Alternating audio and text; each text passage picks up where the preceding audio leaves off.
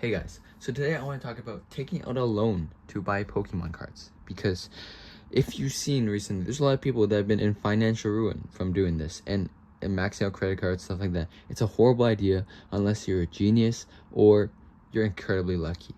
But that's why I want to tell my story, because I think I was incredibly lucky. And what I did, because I just paid back a loan of $15,000 that I took out for the sole purpose of buying Pokemon cards. And it wasn't a business loan for my business. It was like a loan. It was a like 0% loan, but it wasn't specifically like it was a personal loan. It wasn't a business loan, and that's why there's so much risk. But I won this, and there was no equity, nothing. It's just like a loan, 0%. The banks send out those offers, and I just paid it back. And like, just take a look. There's so much product here, and this is just where I record the videos. There is way more product not over here. There's tons of product, and this is precisely the reason why taking a loan is probably a bad idea. And it actually is a bad idea, but the reason why it worked out for me is because of the boom in the market. And okay, first let me make things clear. I have a job, and I knew that if worst comes to worst and I bought $15,000 of Pokemon cards, I would still have enough money to pay it back. I just took that loan because I thought it'd be interesting to see if I could beat a 3% return within the year that they gave me, right? And that is one of the smart ways you can go about it. If you can pay it back, you just want to leverage the money to do it, to do more things. Especially if you have the cash flow or you have the money saved up already, you just want to leverage that money to see what you can do. That's not too bad of an idea. Like if you have $15,000 sitting in high yield bonds or a high interest savings account, and you decide to take out a 3% interest or lower loan for a year, and you try to beat the returns, and if not, if you're stuck with a ton of products you can't sell, you can still pay back the loan. That's a smart way to go about it.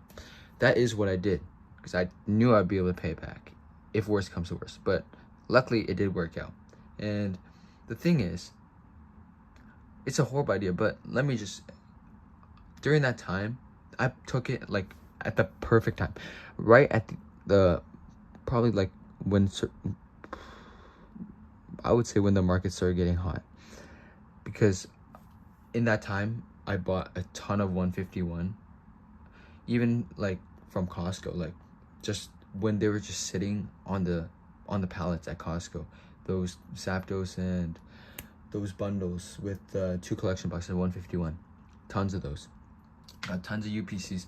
And I also got a ton of Japanese boxes. All of it enabled me so much free cash to buy stuff. Like I started buying Japanese cards. I bought like 5,000 of Battle Partners, sold through that.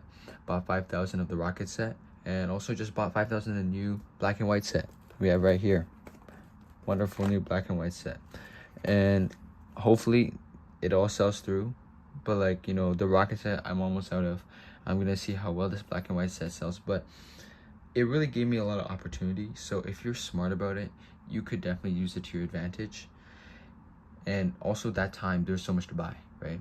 When the market's low or getting hot before it's at the peak, there's so much to buy. And if you notice that from this video and past videos, the setup has gotten significantly lower because I sold a bunch of the investments like I said I would. Because first of all, you gotta pay back the loan, but also because it's the time to sell.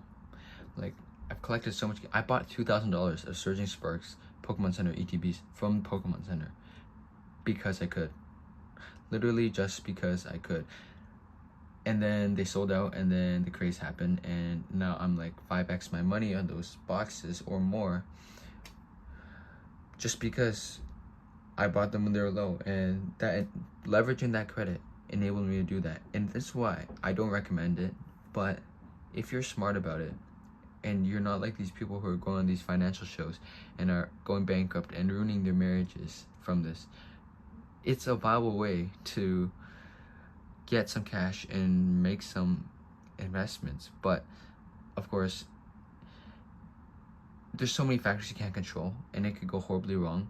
But if you do have that money saved away, let's say just a savings account collecting interest, it's not a bad idea to take it, see if you can beat the returns, because I probably got 200 or 300% on that money.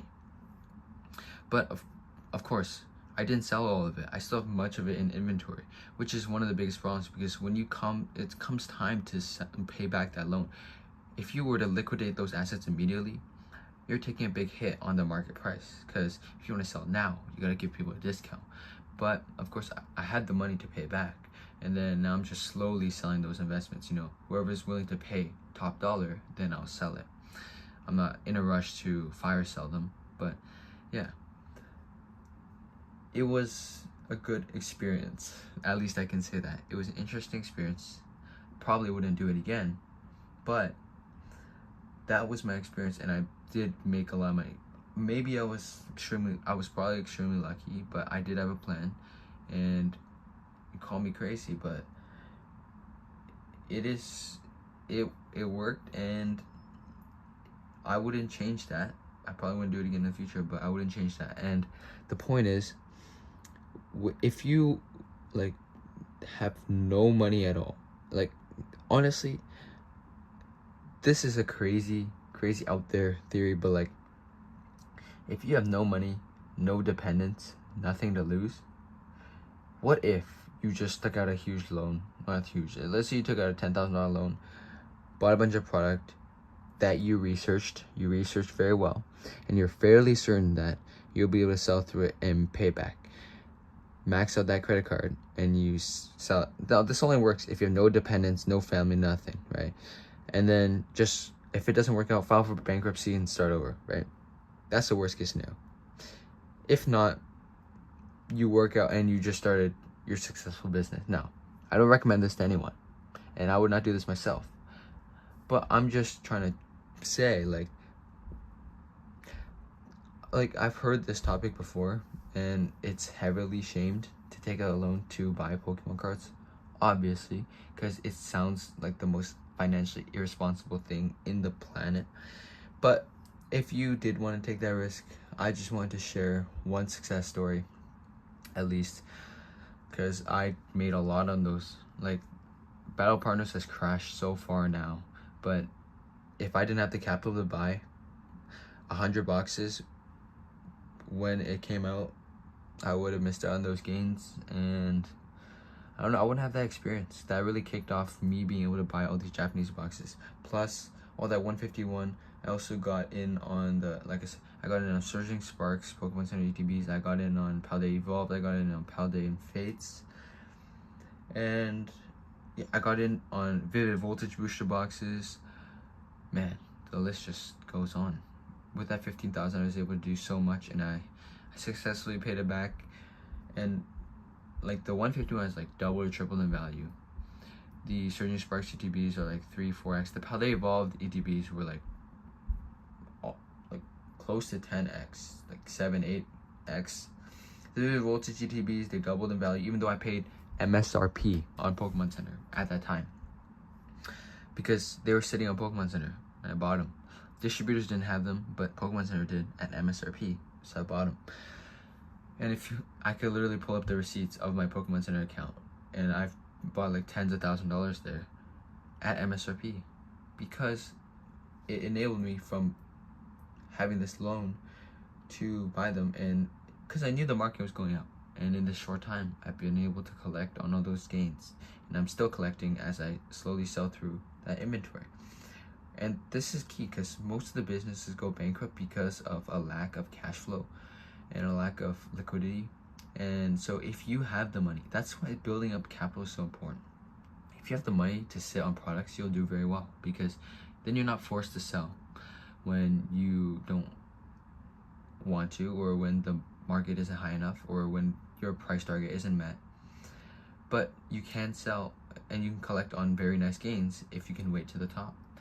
And so I think when I took out a 1-year loan, it was a long enough horizon where I could comfortably make a profit. But yeah, it's up to each person's risk and judge. But I've seen a lot of negative sentiment with taking a loan because it is inherently a very risky and very bad thing. But it is possible to succeed.